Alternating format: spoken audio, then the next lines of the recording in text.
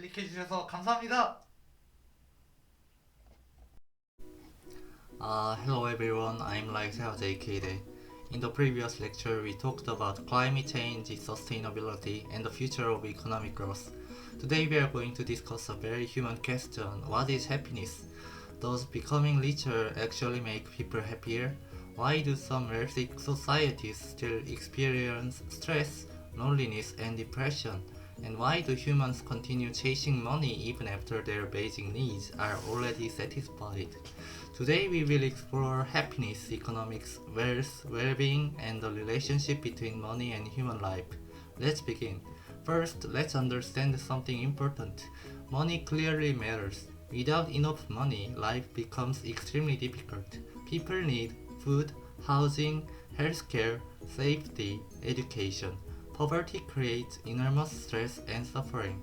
So economics absolutely recognizes that income and material conditions strongly affect quality of life.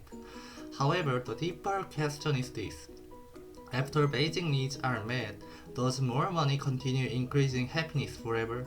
This question became an important topic in happiness economics. Researchers began studying the relationship between income, life satisfaction, emotional well-being, mental health, and they discovered something interesting. Money increases happiness strongly at lower income levels. Why? Because basic security matters enormously. But after a certain point, the relationship becomes weaker. This idea is sometimes connected to the Easterlin paradox. The Easterlin paradox suggests that long-term increases in national wealth do not always produce equally large increases in happiness. Why? Because humans adapt. As living standards rise, expectations also rise. People quickly become used to improvements. This is similar to the hedonic treadmill we discussed earlier. Now let's talk about comparison. Humans rarely judge wealth in absolute terms. Instead, people compare themselves with others. For example, a person earning a moderate income may feel satisfied in one environment, but dissatisfied in another where everyone appears wealthier. Social comparison strongly affects happiness. Modern social media intensified these effects dramatically. People constantly compare lifestyles, success, appearance, and status. Now, here is another important idea: time may matter more than money in some situations. Suppose a person earns extremely high income but has constant stress, no free time, poor health, weak relationships. Will that person necessarily feel happier? Not always. Research often shows that relationships, health, meaning, and personal freedom strongly influence well-being. Now let's discuss work. Many people connect identity and self-worth to careers and income. Modern societies often measure success through salary, status, productivity, consumption. But economists and psychologists increasingly study whether endless productivity actually improves human well-being.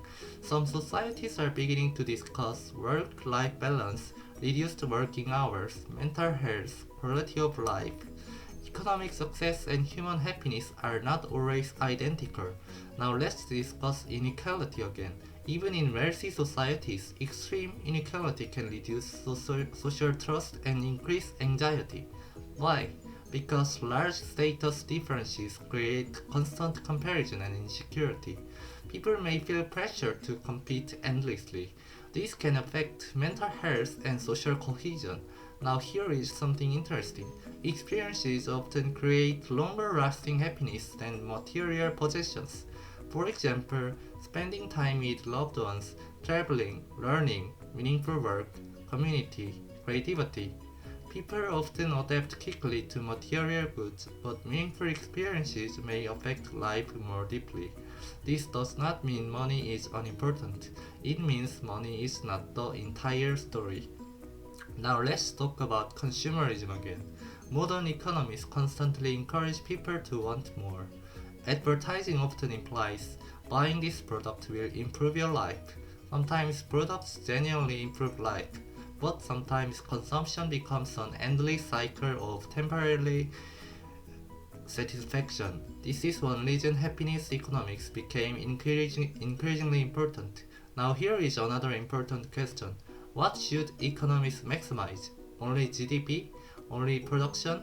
Only consumption? Or should societies also focus on mental health, social trust, environmental sustainability, human relationships, life satisfaction? Some economists argue that future economic systems should measure human well-being more directly. Now let's connect this to philosophy. Economics eventually becomes connected to deeper human questions. What does it mean to live well? What kind of society creates meaningful lives? What should humans ultimately pursue? At some point, economics and philosophy begin overlapping. Now here is one final important idea. Money is a tool. It can reduce suffering, create opportunity, and improve quality of life. But money alone cannot automatically create meaning, purpose, love, or fulfillment. Human well-being depends on many dimensions beyond income itself. So let's summarize today's lecture. Money strongly affects happiness when basic needs are unmet.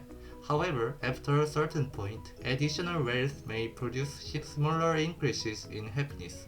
Humans adapt quickly and compare themselves with others.